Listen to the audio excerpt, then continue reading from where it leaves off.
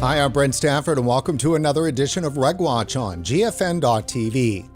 Anti-vaping zealots have another notch in their belt as lawmakers in Taiwan passed an outright ban on nicotine vaping products.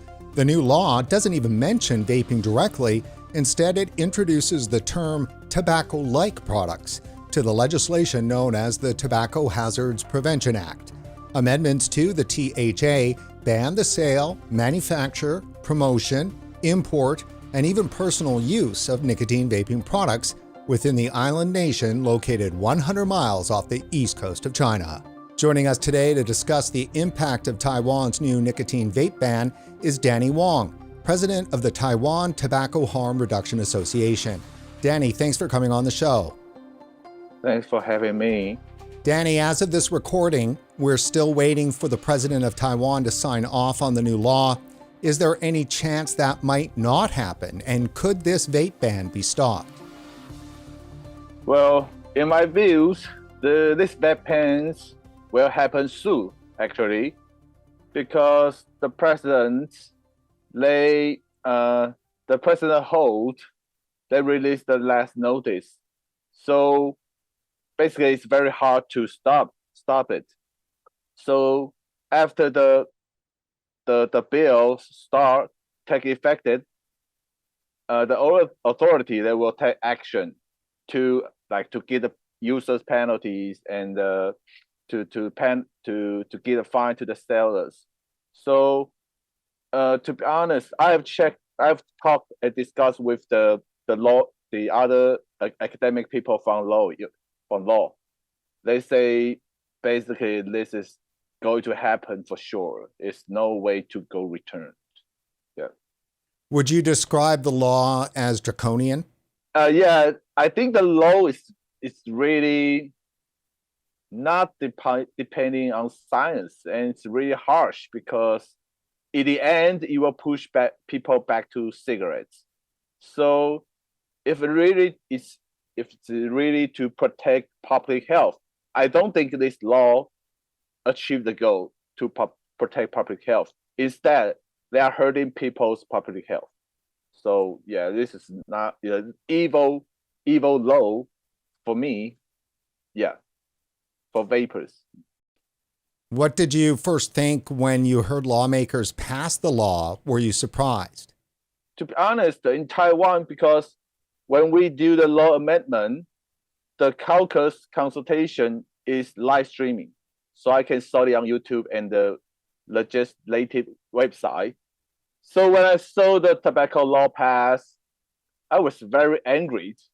And the first word came out of my mouth is the F word, it's the bad words, and keep cursing these government officials and these politicians. So it's very angry. But to be honest, I don't really be surprised because I've been advocating for 6 years.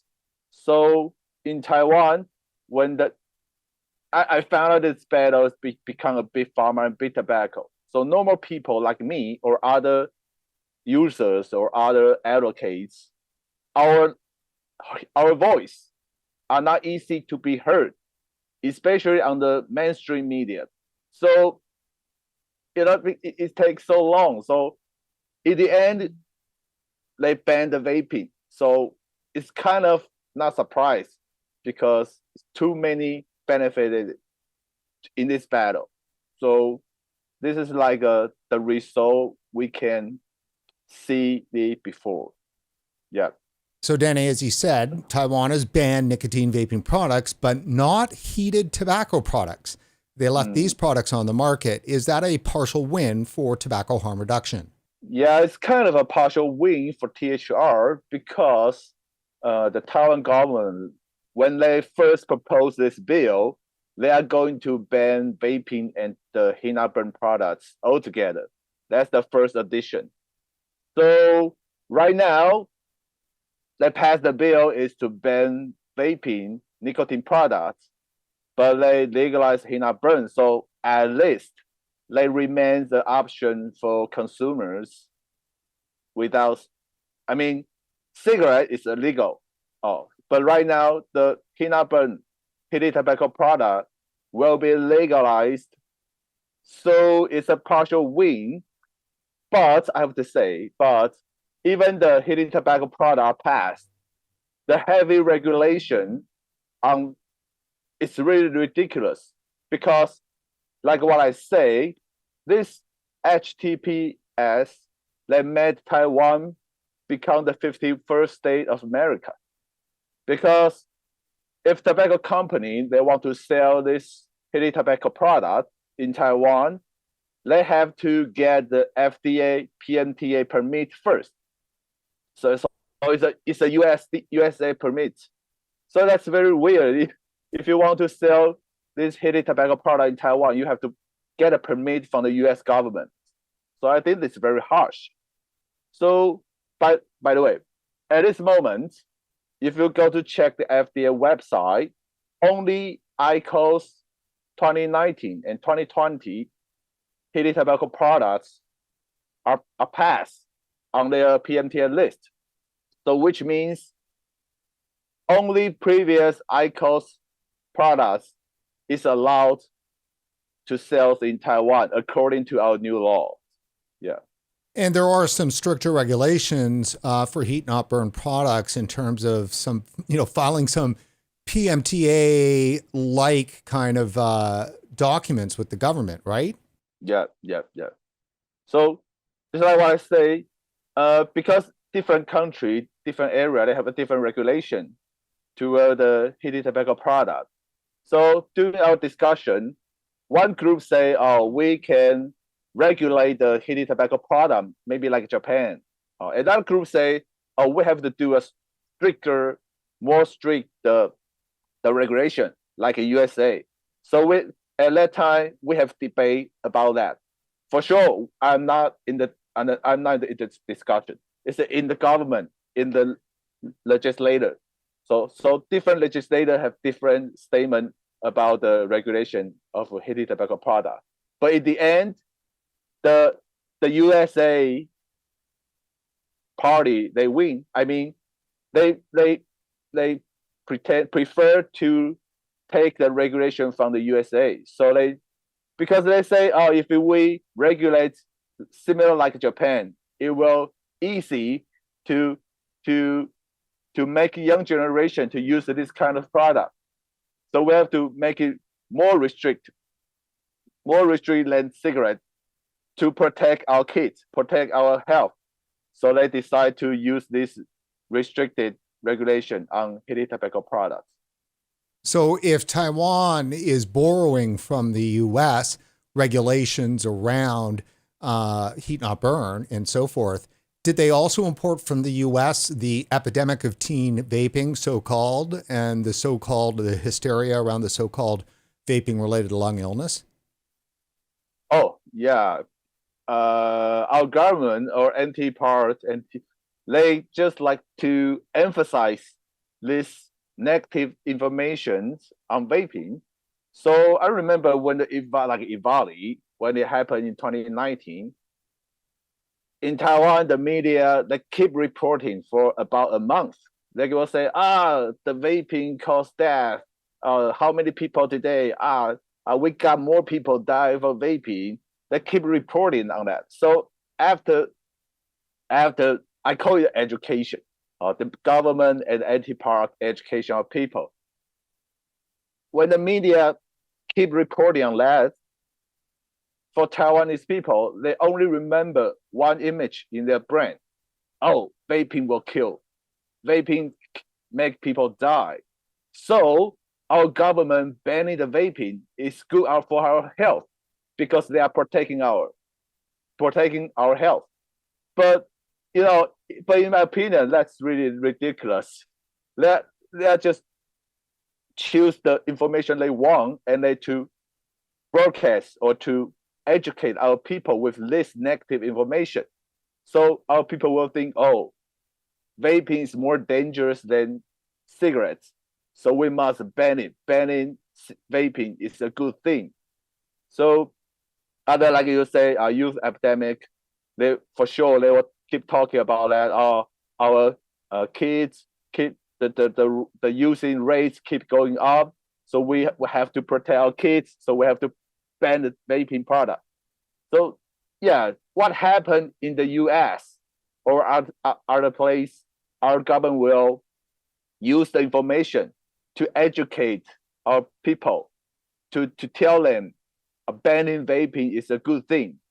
So everybody should support our bill. So that's what government and anti-group keep doing that.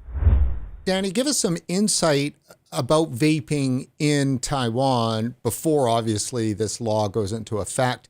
Are there many vapors? Are there a lot of retail stores? And how are they going to be impacted once this bill becomes law? For Taiwan, before we found out it's about 1 million vapors here in Taiwan, but it's people who ever use vaping. We don't know its current use but we estimate it's about 1 million vapors here. And according to the media, they have done the calculates. It says about the vape shop is about 400 to 500 vape shops in Taiwan back to 2021. So after new law take effect, I believe the vape shop will decrease because it's become illegal. They will to catch the vape shop. And for the users, I believe that the vapor will decrease as well, because afterward, if we vape here, we will get a penalty. So as I heard, lots of people decide to go back to smoke, or afterward they will turn to the heated tobacco product, because they won't get fined using that product. But if we use vape in Taiwan, we will get penalty. So I believe after new law passed, the vape shop will decrease, go to underground, and the users for vapor, they will change to use other nicotine products. Yeah. So if you were to walk down the street after the law goes into effect and pull out your vape and vape, that's illegal? Afterward, everything is illegal for vape.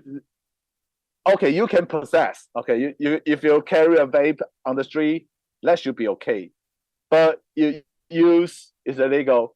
You just like in the beginning, importation, manufacture, display, advertisements, and sale, everything is banned for vaping, and they have different penalty for the users and for the business owner. They have different penalties. Yeah, so everything is illegal afterwards. Danny, when it comes to the science, obviously there's a lot of, very pro-vaping science out there, and some very credible work out from Public Health England, Royal College of Physicians, Cochrane report on nicotine. Does the Taiwanese government not look at that science? They listen to science, but in my opinion, it's a bad science. A lot of country will take the WHO as a reference, or FCTC, when doing the tobacco law. But to be honest, Taiwan, we are not a member of WHO. Also, we are not a member of UN. So basically, I don't think they have a power to control our bill or influence our bill. But for sure, the health agency, they will keep using the data of the research from WHO. But I have to say, because I have checked the WHO information, they are in their paper, in WHO's papers, they will show the positive side of vaping and the negative side of vaping. That's the WHO report. But when it comes out from our government or media, they only release the negative information, just like they say cherry picking. It's the WHO or other government, you say UK or other place, yeah. But when the information is positive toward vaping, it will disappear from our media, from our government. Only bad words will come out from their mouth. They keep saying vaping is bad. Vaping is bad. So other, like you say, from other journalists, our research, or from other government, it's good for vaping. It just gone. Because, in Taiwan, we are using Mandarin. We don't use, our official language is Mandarin. Okay. So a lot of people, they don't really read or understand English. So even there's a good information on the website, but it's English. So for normal people, they don't understand. They just read Mandarin. So they just read information from our government, from media. Oh, this is what they know about vaping. But you say that the positive, the research, the paper, yeah, I can understand. But when I try to tell to others, they will think I'm crazy, because government say vaping is bad. Oh, you have a paper. Oh, it's a fake paper. Oh, it must have made by big tobacco. Oh, you have something wrong. Our government say vaping is bad. So, yeah, our government will follow the science, but only for bad science, in my opinion. Only for bad science. They don't really tell the truth to people. They just keep educating people vaping is bad using these negative papers, negative information. Yeah. Now, in Canada and the US, the anti-vaping forces usually are camped out on the progressive left. I mean, that's just a fact. Is there a similar kind of dichotomy in Taiwan? I think in Taiwan, you said it's about political issue, right? So I think it's a political correctness here, because everybody agrees smoking is bad and smoking is not good for your health. Everybody agrees on that. But in Taiwan, I think it's become a political issue because they don't really tell people the fact of vaping. They just confuse people that the vaping is the same as smoking, or vaping is more dangerous than smoking. So normal people will think, oh, vaping is bad for your health. So government banning is protecting our kids, protecting our health. Our ruling party is we call DPP. What does that stand for? It's a Democratic Progressive Party. It's our ruling party at this moment. To be honest, I don't really think they are democratic and they are not really progressive. I have advocated for 6 years. Our voice, the pro-vape voice, did heard by any legislator from their party. So, I have sent lots of email, lots of letters, and even talked to them on the phone. Everybody heard that, but when I did the discussion, our voice just disappeared, just gone. Just one voice. You have to ban vaping. So I think it's not really about democratic. In my opinion, maybe it's too exaggerate, but I say they are kind of a communist, because we cannot have a conversation on this issue. Every day, just what I say, what I say is correct, but everything opposite, it just disappears. We cannot have a conversation on that. So what I think, it will become a political issue because it will get involved the vote and this money benefits. So it's not just about science. It's not just about people's rights. It's about these politicians.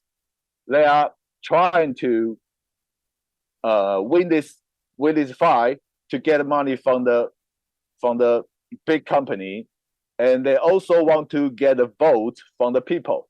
So they're kind of like the lying to the people, so they can get money from the big company, and also they can get a vote from the people. So at the end, our bill become like this.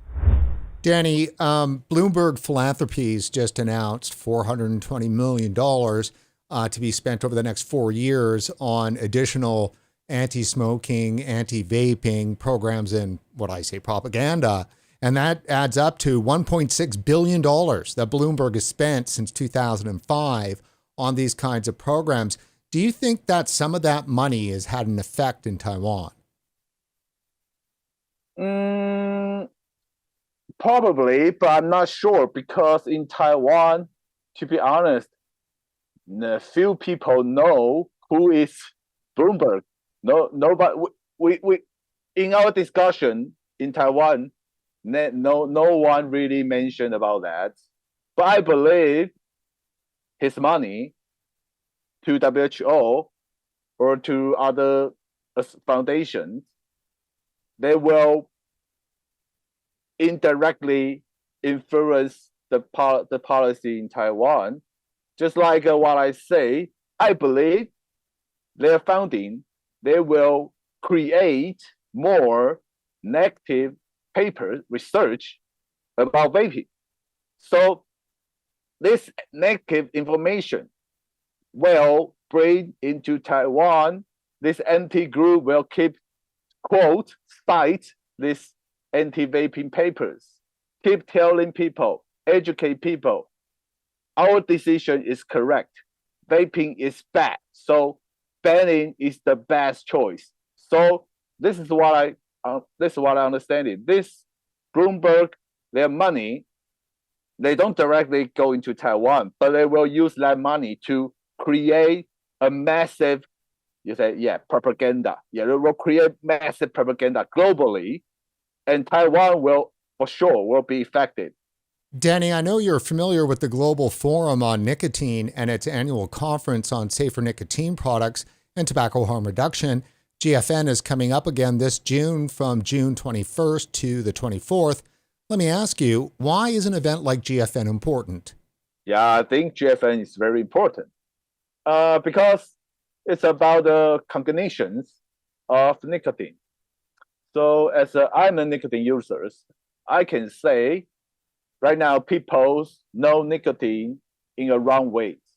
So that's why I believe a lot of people saw that a documentary called "You Don't Know Nicotine," right? So with the GFN events, I believe that people will have more chance to understand the other side of nicotine, so which is the positive side. So I do believe that GFN is very important to educate or to let people know the truth about nicotine. Yep. In a way, it's nicotine advocacy. Yeah, I think it's pretty good to do the nicotine advocacy as well, because I'm the nicotine users. So I know in the forum they will have a different company, different academic people, or different information to discuss the nicotine. Because just like what I say, right now, everybody, when we say nicotine, everybody just think, oh, it's addictive. It's bad for your health. It's not good. But as a user, I think, no, it's not a bad thing. I think it's pretty good. Yeah, I believe, in my personal opinions, I don't really believe nicotine is addictive. Final question then for you, Danny. What could the global tobacco harm reduction community do to help your efforts in Taiwan? For TTHRA, Tobacco Harm Reduction Community, I suggest that if we can developing a new conventions like I say FCTSC,